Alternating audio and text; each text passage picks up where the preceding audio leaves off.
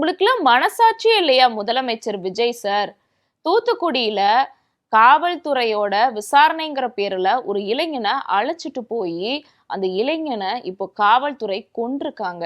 இந்த கொலையை எதிர்த்து அந்த இளைஞனோட தாய் கதறி அழறாங்க. இந்த சைடு பார்த்தா தாவேக அமைச்சர்கள் ஜனநாயகன் படத்தை பார்த்து கதறி அழுதுகிட்டு இருக்காங்க.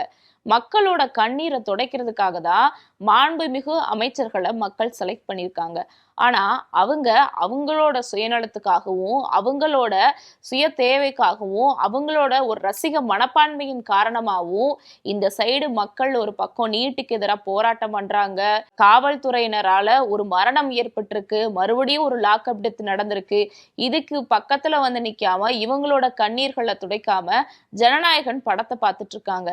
இவரு மட்டும் இல்லாம இவரோட முதலமைச்சருமே ஜனநாயகன் படத்தை தான் பார்த்துக்கிட்டு இருக்காங்க. ஆட்சியை பிடிக்கிறதுக்கு முன்னாடி எல்லாருக்கான மக்களா நான் இருப்பேன்னு சொன்னாரு. ஆட்சியை பிடிச்சப்புறமும் பதவியேற்பு விழாலையும் அப்படிதான் சொன்னாரு. ஆனா நடக்கிறது என்னவோ வேற. இந்த தாவேக அரசும் முதலமைச்சர் விஜயும் பதவியேற்றப்புறம் இந்த 3 மாசத்துல மட்டுமே எத்தனை லாக்அப் டெத் மரணங்கள் ஏற்பட்டிருக்கு தெரியுமா? அதுக்கு முன்னாடி ஒரு பக்கம் நீட்டுக்கு எதிராக மாணவர்கள் எழுச்சியான போராட்டம் பண்ணிட்டு இருக்கிறனால இந்த போராட்டத்தோட கேப்ல இந்த தாவேக அரசுல நடந்திருக்கக்கூடிய லாக்அப் டெத்தை யாருமே கண்டுக்க மாட்டாங்கன்னு முதலமைச்சர் விஜய் வழக்கம் போல மௌனமா கடந்து போய் காரியம் சாதிச்சிடலான்னு யோசிக்கிறாரு. ஆனா அதை பொதுமக்கள் கவனிச்சுட்டு தான் இருக்காங்கிறத தாவேக அமைச்சர்களும் முதலமைச்சர் விஜயும் யோசிக்கலன்னா கண்டிப்பா தாவேகாவுக்கு இது மிகப்பெரிய பின்னடைவை ஏற்படுத்தும். சரி, இந்த தாவேக அரசுல அப்படி எத்தனை லாக்அப் டெத் மரணங்கள் 3 மாசத்துல மட்டும் ஏற்பட்டிருக்கு தெரியுமா? நியூஸ் பிளிக்ஸ் ரிப்போர்ட்ல விரிவா பாத்திரலாம். டயா பூஸ்டர் சுகரை கண்ட்ரோல் பண்ணும், உங்க ஆரோக்கியத்தை மீட்டு தரும். சர்க்கரையை கட்டுப்படுத்துறதுக்கான எளிமையான வழிமுறை, இயற்கையான வழிமுறை அனைத்து மருந்து கடைகளிலும் கிடைக்கும். மாணவர்களோட உயிரை பறிக்கக்கூடிய நீட் தேர்வை ரத்து பண்ணணும்னு சொல்லி தமிழ்நாடு மட்டும் இல்லாம இந்தியா முழுக்கவே பல இடங்கள்ல மாணவர்கள் போராட்டம் பண்ணி வந்துகிட்டு இருக்காங்க. இந்த போராட்டத்துக்கு இப்ப வரைக்கும் முதலமைச்சர் விஜய் சார்பா வலுவான ஒரு ஆதரவு எழல. எந்த மேடை கிடைச்சாலும் வாய்க்கிழிய பேசக்கூடிய அமைச்சர் ஆதவர்ஜுனாவோ அமைச்சர் நிர்மல்குமாரோ இந்த மாணவர்கள் போராட்டத்துக்கு ஆதரவா ஒரு ட்வீட் போடல, ஒரு ஆதரவு தெரிவிக்கல, களத்துல இறங்கி நின்னு மேடையில ஆக்ரோஷமா பேசல. என்ன மோடுல இருக்காங்கன்னே தெரியல. எல்லாருமே சைலண்ட் மோட்ல இருக்காங்க.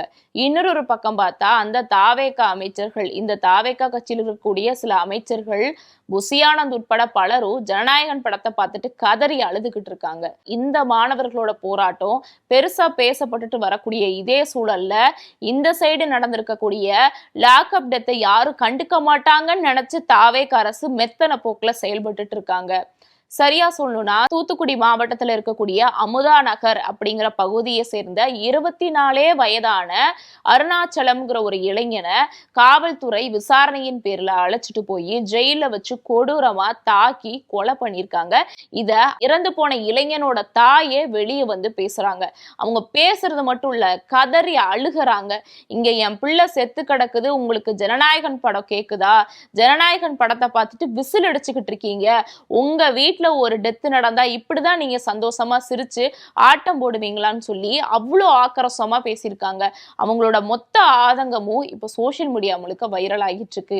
சரி, இந்த அருணாச்சலம் இளைஞரோட மரணம் மட்டும் இல்லாம தாவேக அரசுல மொத்தமா அப்படி எத்தனை மரணங்கள் ஏற்பட்டிருக்கு தெரியுமா? தாவேக ஆட்சி அமைஞ்சதுமே அடுத்த மாசமே ஜூன் 8ஆம் தேதியே 28 வயதான ஓட்டுநர் வெங்கடேஷன் அப்படிங்கிற ஒருத்தரை காவல்துறையினர் கைது பண்ணிட்டு போய் லாக்அப் டெத் நடந்திருக்கு. அடுத்து ஜூலை 13ஆம் தேதி நாகர்கோயில சேர்ந்த சபரிவர்மன்கிற மாற்றுத்திறனாளிய வலுக்கட்டாயமா இழுத்துட்டு போய் ஜெயில வச்சு 19 இடங்கள்ல காயத்தோட கொடூரமா தாக்கி மரணத்தை ஏற்படுத்தியிருக்கு இந்த காவல்துறை. அடுத்து ஜூலை 15ஆம் தேதி புழல் சிறையில இருந்த பாலாஜிங்கிற நபரையும் காவல்துறையினர் கொடூரமா தாக்கி சித்திரவதை பண்ணி இப்போ கொலை பண்ணியிருந்தாங்க. அடுத்து இப்ப தூத்துக்குடியில அருணாச்சலம் இளைஞன் உயிரிழந்திருக்காரு. அந்த இளைஞன் உயிரிழக்கிறதுக்கு முன்னாடி போலீசார் தன்னை எப்படிலாம் தாக்குனாங்கன்னு பேசின ஒரு வீடியோ பாக்குற யாரா இருந்தாலும் கண் கலங்கிருவாங்க. பாதிக்கப்பட்ட தாய் பக்கம் நிக்கல. இப்படி தாவேக அரசு பொறுப்பேற்ற இந்த 3 மாசத்துல மட்டும் 4 பேர் உயிரிழந்திருக்காங்க. இது மட்டும் மட்டும் இல்லாம இதுல கொடுமை என்னன்னா, முதலமைச்சர் விஜய் முதலமைச்சர் ஆகிறதுக்கு முன்னாடி இதுக்கு முன்னாடி நடந்த லாக்அப் டெத் மரணங்கள்ல பாதிக்கப்பட்ட 18 பேரை சந்திச்சு நிதியை கொடுத்து, நான் ஒருவேளை ஆட்சியை மஞ்சன்னா உங்களுக்கு நீதியை வாங்கி தருவேன்னு சொல்லி பேசியிருந்தாரு. ஆட்சியை பிடிக்கிறதுக்கு முன்னாடி பாதிக்கப்பட்டவங்களை சந்திச்சு நிதி கொடுத்து நீதியை வாங்கி தருவேன்னு சொன்னவரு, இவரோட ஆட்சியை மஞ்சு 4 பேர் இழந்திருக்காங்க, 4 பேர் லாக்அப் டெத்தால பாதிக்கப்பட்டிருக்காங்க, 4 பேரோட குடும்பம் சீர்குலைஞ்சு போயிருக்கு. இவங்கெல்லாம் இவர் கண்ணுக்கு தெரியல. ஆட்சியை பிடிக்கிறதுக்கு முன்னாடி ஒரு நிலைப்பாடு, ஆட்சியை பிடிச்சப்புறம் பாதிக்கப்பட்ட குடும்பங்கள், அந்த பழைய குடும்பங்களுக்கும் நீதியை வாங்கி தரல. இவரோட ஆட்சி வந்தப்புறம் பாதிக்கப்பட்ட குடும்பங்களை பத்தியும் இவர் ஒரு வார்த்தை கூட பேசல. இப்ப முழுக்க முழுக்க தாவேக்கா என்ன நினைக்கிறாங்கன்னா, நீட்டுக்கு எதிரான மாணவர்களோட ப்ரொடெஸ்ட் பெருசா போய்கிட்டு இருக்கறனால இந்த சைடு நடந்திருக்கக்கூடிய லாக்அப் டெத்தை யாருமே கண்டுக்க மாட்டாங்க அப்படின்னு நினைக்கிறாங்க. ஆனா அது கிடையவே கிடையாது. மக்கள் எல்லா பிரச்சனைகளையும் கண்கூடா பார்த்துட்டு தான் இருக்காங்க. யார் யாரு யாருக்கு ஆதரவா, யார் யாரு மக்கள் பக்கத்துல நிக்கிறாங்க, யார் மக்களுக்காக எப்பொழுதுமே குரல் கொடுக்கறாங்க, மக்கள் பாதிக்கப்பட்டா யார் கூட நிக்கிறாங்கிறத பார்த்துட்டு தான் இருக்காங்க. இப்ப கூட எம்பி கனிமொழி அவர்கள், திமுகவை சேர்ந்த எம்பி கனிமொழி அவர்கள் அங்க டெல்லியில ஜந்தர் மந்தர்ல இறங்கி போராட்டம் பண்ணியிருக்காங்க, மாணவர்களோட நின்றுருக்காங்க. இங்கே தமிழகத்துல இந்த தாவேக்கா அரசால கைது செய்யப்பட்ட மாணவர்களுக்கு ஆதரவா பேசியிருக்காங்க. அது மட்டும் இல்லாம இப்போ தூத்துக்குடியில சிறைச்சாலையில காவலர்களால கொலை செய்யப்பட்டிருக்கக்கூடிய அருணாச்சலம் குடும்பத்தினருக்கும் நீதி கிடைக்கணும்னு சொல்லி போராடி இருக்காங்க. இப்படி திமுகவை சேர்ந்த எல்லாருமே டெல்லி, தமிழகம், நீட் பிரச்சனை, சிறைச்சாலையில பாதிக்கப்பட்டவங்கன்னு எல்லாருக்காகவும் குரல் கொடுக்கறாங்க. இப்படி முதலமைச்சர் விஜய் ஆட்சியை பிடிக்கிறதுக்கு முன்னாடி நிதி கொடுத்து நீதி வாங்கி தருவேன்னு சொல்லிட்டு இப்போ ஆட்சியை பிடிச்சப்புறமா ஒரு நிலைப்பாடு எடுக்கிறாரு. ஆனா இந்த தாவேக்காரவங்களுக்கு இப்ப என்ன தெரியுமாங்க பிரச்சனையா இருக்கு? அண்ணன் படம் ஓடுமா? அண்ணன் படம் 1000 கோடி வசூல் அடிக்குமா? பூரா பேரும் போய் களத்துல இறங்கி உட்காந்துட்டாங்களே, தியேட்டர் பக்கம் யாரையும் காணாமே. ஐயோ, அண்ணன் படத்துக்கு வசூல் வரலன்னா நம்மளுக்கு அவ்வளவுதானே, ஆல்ரெடி லீக் ஆன படமாச்சேன்னு சொல்லி அண்ணன் படத்துக்கு உட்காந்து அழுதுகிட்டு இருக்காங்க. ஆனா உண்மையான இளைஞர்களும் உண்மையான மாணவர்களும் அங்க களத்துல இறங்கி போராட்டம் பண்ணிக்கிட்டு இருக்காங்க மாணவர்களுக்கு ஆதரவா.